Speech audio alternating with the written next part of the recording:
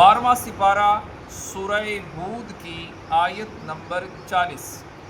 اللہ رب العزت کا فرمان عالی شان ہے، حتی اذا جاء امرنا، یہاں تک کہ جب ہمارا حکم آیا، وفارت تنور، اور تنور ابلا، قل نحمل فیہا من کل زوجین اثنین، ہم نے فرمایا کشتی میں سوار کر لے ہر جنس میں سے ایک جوڑا، نر و مادہ، وَأَهْلَكَ إِلَّا مَن سَبَقَ عَلَيْهِ الْقَوْلُ وَمَنْ آمَنَ، اور جن پر بات پڑ چکی ہے ان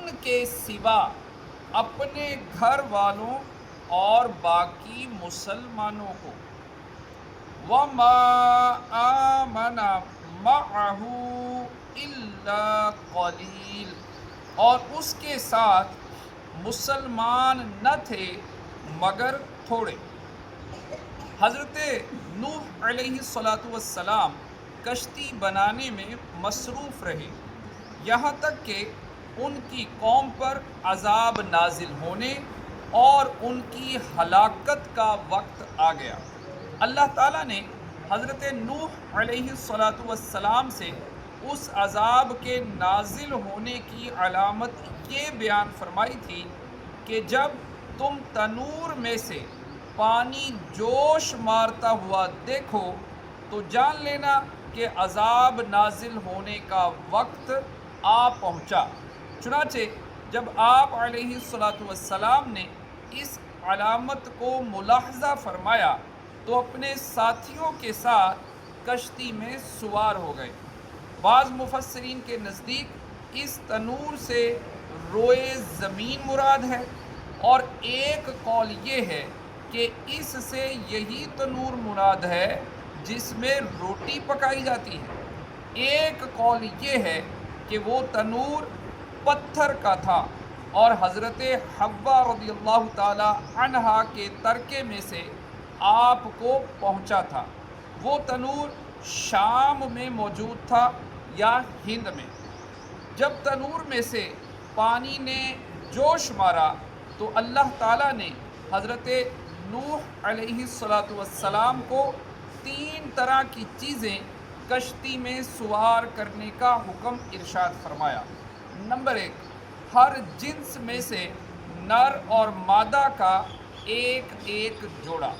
حضرت حسن رحمۃ اللہ تعالی علیہ فرماتے ہیں، حضرت نوح علیہ السلام نے اپنے ساتھ ان تمام جانوروں کا ایک جوڑا کشتی میں سوار کر لیا جو بچے جنتے ہوں یا انڈے دیتے ہوں، البتہ جو مٹی سے پیدا ہوتے ہیں جیسے مچھر وغیرہ ان میں سے کسی کو سوار نہ کیا۔ جانور آپ علیہ السلام کے پاس آتے تھے اور آپ علیہ السلام کا دایاں ہاتھ نر پر اور بایاں ہاتھ مادہ پر پڑتا تھا، اور آپ علیہ السلام سوار کرتے جاتے تھے۔ بعض بزرگوں سے مروی ہے کہ سانپ اور بچھو نے حضرت نوح علیہ السلام کی بارگاہ میں حاضر ہو کر عرض کی کہ ہمیں بھی اپنے ساتھ سوار کر لیں۔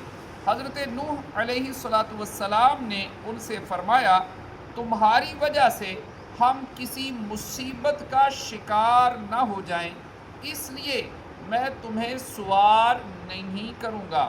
انہوں نے عرض کی، آپ ہمیں سوار کر لیں، ہم آپ کو اس بات کی ضمانت دیتے ہیں کہ جو آپ کا ذکر کرے گا ہم اسے کوئی نقصان نہ پہنچائیں گے، لہٰذا جسے سانپ اور بچھو سے نقصان پہنچنے کا خوف ہو تو وہ یہ آیت پڑھ لے، سلام علی نوح فی العالمین۔ ترجمہ، تمام جہان والوں میں نوح پر سلام ہو، اسے انشاءاللہ عز و جل سانپ اور بچھو سے کوئی نقصان نہ پہنچے گا۔ نمبر 2، حضرت نوح علیہ السلام کے اہل خانہ، یہ کل 7 افراد تھے۔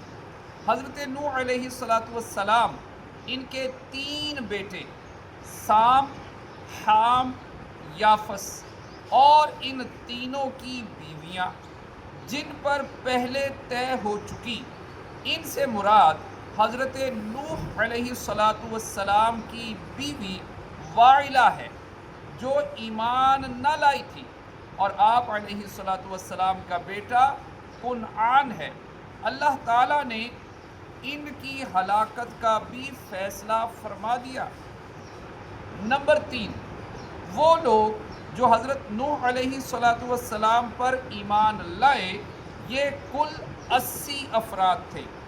ان کی تعداد کے بارے میں اور بھی اقوال، صحیح اللہ تعالیٰ ہی جانتا ہے، کیونکہ ان کی تعداد کسی صحیح حدیث میں وارد نہیں ہے۔ صلو علی الحبیب۔